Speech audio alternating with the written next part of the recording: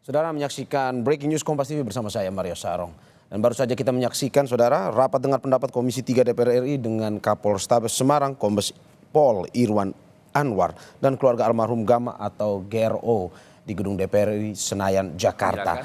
Bagaimana tadi yang disampaikan oleh Ketua Komisi 3 Habibur Rahman pun juga mendengar pendapat ataupun kronologi yang disampaikan oleh Kapolrestabes Semarang Kombes Irwan Anwar. Tidak hanya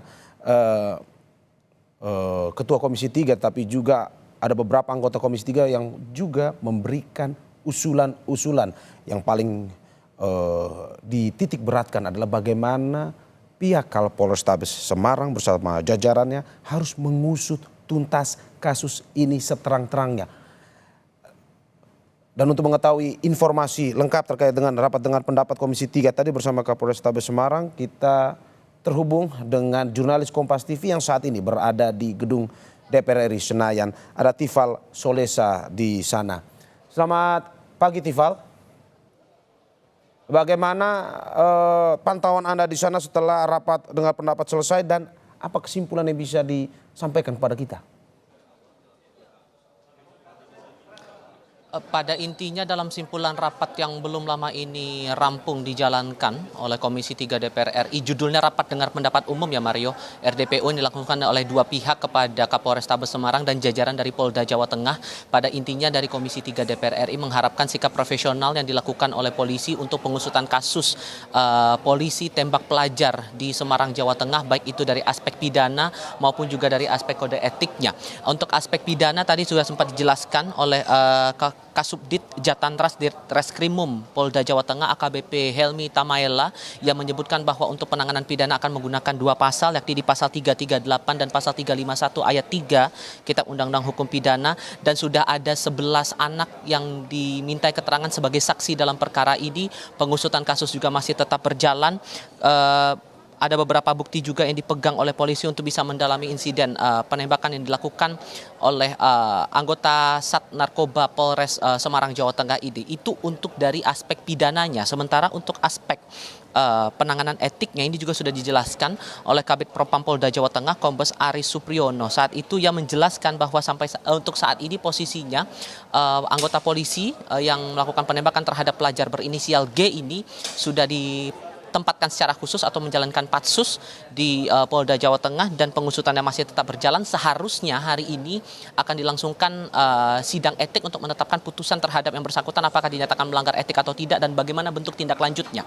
Namun ini diundur sampai waktu yang akan ditentukan lagi kemudian. Itu keterangan yang disampaikan oleh pihak Propam Polda Jawa Tengah. Sementara untuk Kapolrestabes Semarang, Kombes Irwan Anwar di awal rapat dengar pendapat hari ini ia menyampaikan permohonan maaf atas insiden ini dan ia mengakui bahwa tindakan yang diambil oleh anggotanya ini sebagai langkah tidak profesional melakukan penembakan terhadap pelajar, dan ia siap untuk menanggung segala risiko yang mungkin saja terjadi di balik pengusutan kasus ini, baik itu secara pidana yang masih tetap berjalan di Polda Jawa Tengah maupun juga dari aspek etiknya begitu di lingkungan Bid Propam Polda Jawa Tengah. Yang sedang kami tunggu sekarang Mario adalah pernyataan lanjutan dari kedua belah pihak, baik itu dari DPR RI maupun juga dari jajaran kepolisian yang menjadi anggota dalam rapat dengar pendapat umum pada hari ini. Tadi kalau kita dengar pernyataan dari Habibur Rahman selaku Ketua Komisi 3 DPR RI dari fraksi Partai Gerindra, kemudian juga dari beberapa anggota Komisi 3 DPR RI juga meminta kepada polisi tidak hanya masalah bersikap profesional tapi juga mempertanyakan bagaimana bentuk pengaturan khusus terhadap penggunaan senjata api bagi anggota kepolisian. Itu yang juga disuarakan oleh beberapa anggota Polri, sehingga sikap profesional dari polisi ini perlu untuk ditingkatkan lagi lebih lanjut. Mario. Saya mencatat beberapa hal yang disampaikan oleh beberapa anggota Komisi 3, salah satunya Iwayan Sudirta yang mengatakan bahwa bagaimana pembinaan harus terus dilakukan, dan juga ada salah satu yang ditanggapi bahwa bagaimana pertanyaannya apakah perlu kepolisian memegang senjata, dinilai dari bagaimana tugas polisi yang harusnya mengayomi senjata ketimbang pada akhirnya salah ataupun ada aksi yang berlebihan yang dilakukan. Apakah sudah ada jawaban terkait ini atau bagaimana dari informasi yang Anda dapatkan, Tifal?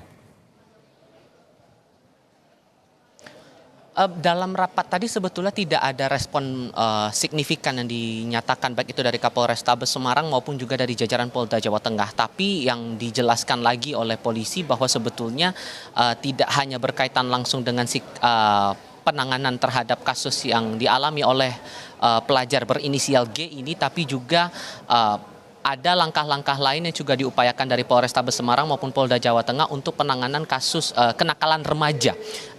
Itu yang dijelaskan dalam beberapa kesempatan begitu tadi dalam paparan awal maupun juga di paparan lanjutan.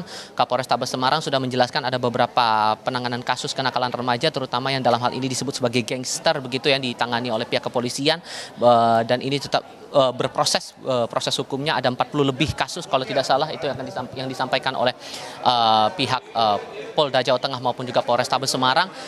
Namun pada intinya tadi Habibur Rahman juga menekankan bahwa karena ini judulnya kasusnya kenakalan remaja, maka penanganannya juga perlu berbeda ketimbang dengan kasus-kasus lainnya. Mario. Oke, terima kasih Tifa Solesa atas laporan Anda. Selamat bertugas kembali.